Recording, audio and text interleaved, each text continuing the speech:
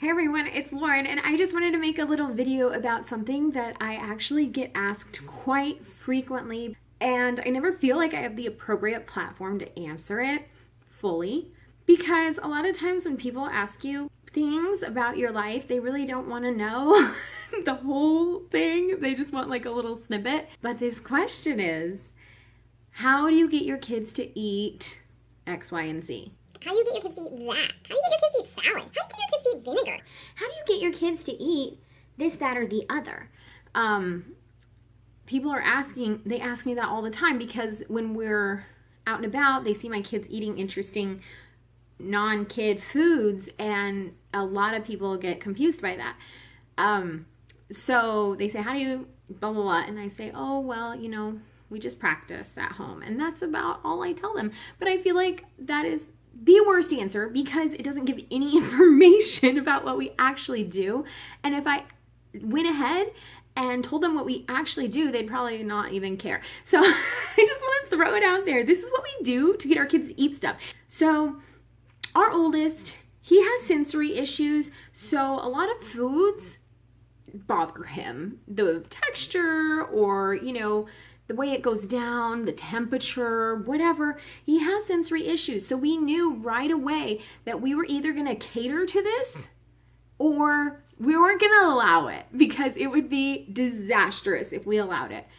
And we decided that we were not going to allow it and we were going to find a way to make eating pleasurable for all of us and not stressful. So I read a book. And then I read another book, and then I read another book, and I'm reading all these books about how to get kids to eat healthy things. Most of the books were how to trick your kids into eating stuff that they don't realize they're eating, like sneaking spinach into a chocolate cake, or, ooh, there's cauliflower in these mashed potatoes. Sneaky, sneaky mom. And that's cool and all, but that's not what I wanted. I wanted my kids to eat whole, real foods, and I wanted it to be upfront. I didn't want to lie to my kids. I want to be very real. Just like my food. I'm just not a fake person. I like authenticity. That's my thing. Anyway, that's another rant for another day. But we decided that we were going to teach our kids how to eat whole real foods. And I finally found a book. It's called French Kids Eat Everything. So recommend it. And with that book and some experimentation here and there, we kind of came to what we do now as a family. And I'm going to share a little bit of that. Some of it's from the book. Some of it's just trial and error that we did for our family. I don't know what's what anymore because it all kind of blends together.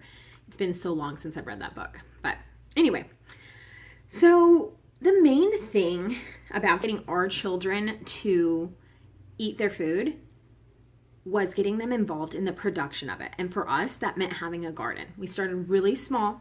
We started with little pots of herbs, just so the kids could see what it looks like to grow something and then consume it. And we had mint. That was one of our very first ones. We had a mint plant and the children started picking at the mint leaves and tasting them. And so kids are so curious, even the little babies, 1-year-olds, like they're super curious about their world. So we decided to run with that. And we planted more plants. And before we knew it, we had full-blown garden. And the kids were sampling things for themselves, and that's how they develop their tastes for a lot of these things.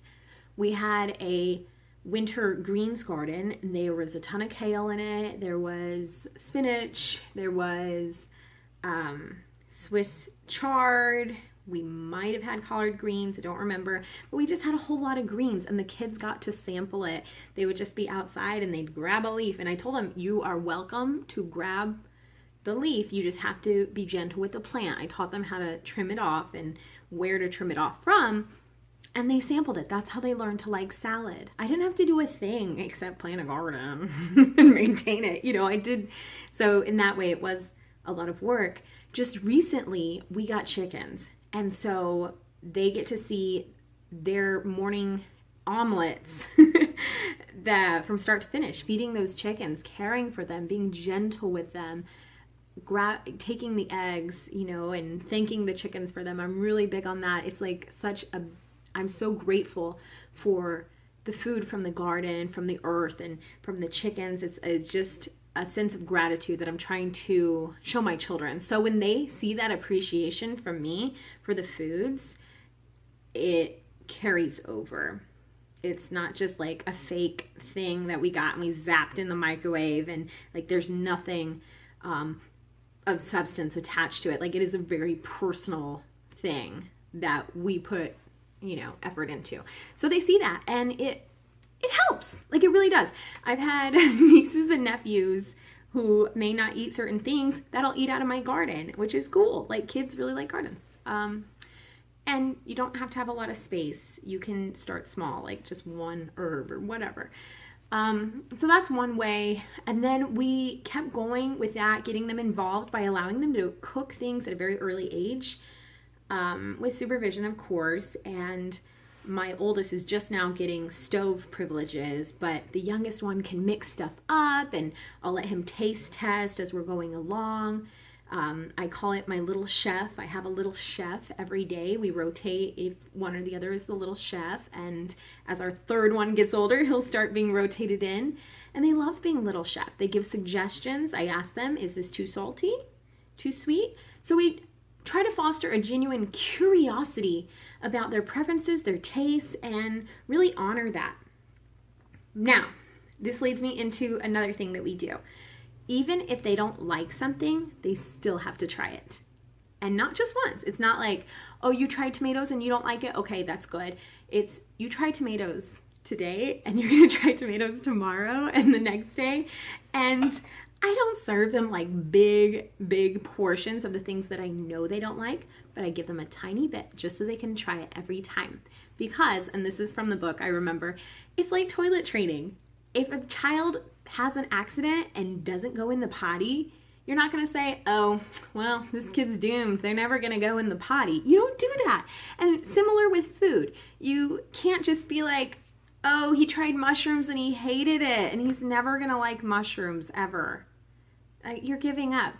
Now, you will notice patterns of foods that they're going to repeatedly dislike. And those are legitimate a lot of times.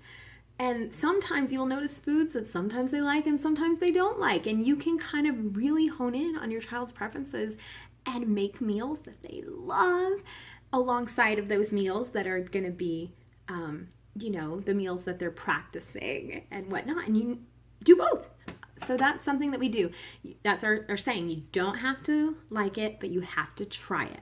And then once they try it, listen to them, honor what they're telling you. My son told you he has the texture issues. He doesn't like tomatoes. I keep using tomatoes because that's a common thing kids don't like. And I said, what don't you like about the tomatoes? Well, Mama, I don't like that it slides down my throat in this way, but I like the skin a little bit. And he's very specific, and I try to listen and honor what he's telling me. Thank you so much for trying that, Charlie. I really appreciate it. And thank you for telling me about why you don't like tomatoes. Thank you for trying it.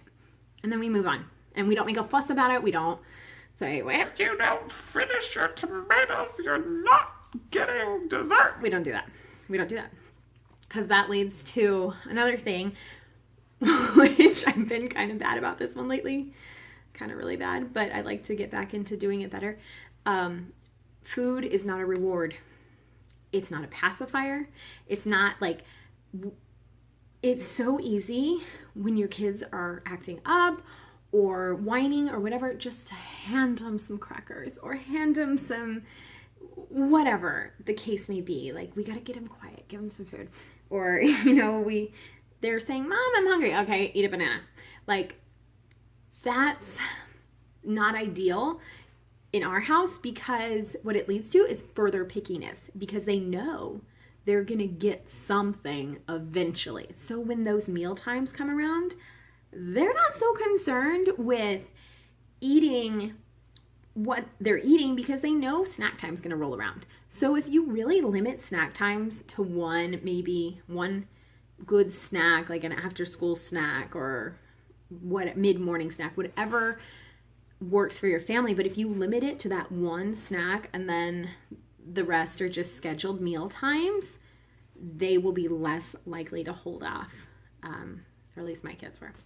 Just offer your kids healthy choices and do not special order cook for them. Like, don't do it. They eat what the family eats. And I understand that sometimes people are on different diets for different health or fitness reasons, or your kids, might be on a certain diet, and that's fine.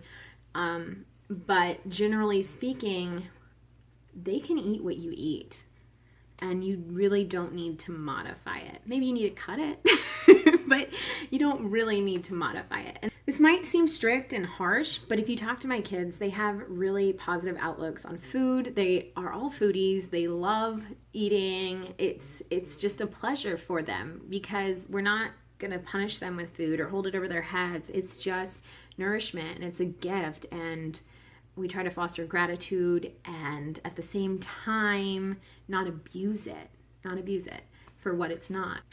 That's what we do. And that is what I would tell a mom if she said, how do you get your kids to eat everything? And she actually wanted to hear the real answer. That's how we get our kids to eat everything. And like I said, they don't really eat everything. We all have preferences. We all do. And there's going to be days where they're not really feeling like trying that, like they're sick, or, they're having an off day, and I'm going to respect that. I'm not just this mean mom that's like, must try everything. So, but that's what works for us. That's how we get our kids to eat lots of foods, diversify their palates, and just make it really fun for everybody. So thank you guys for watching this. I really appreciate it, and I hope you have a beautiful day, and go eat something delicious with your family. All right, bye.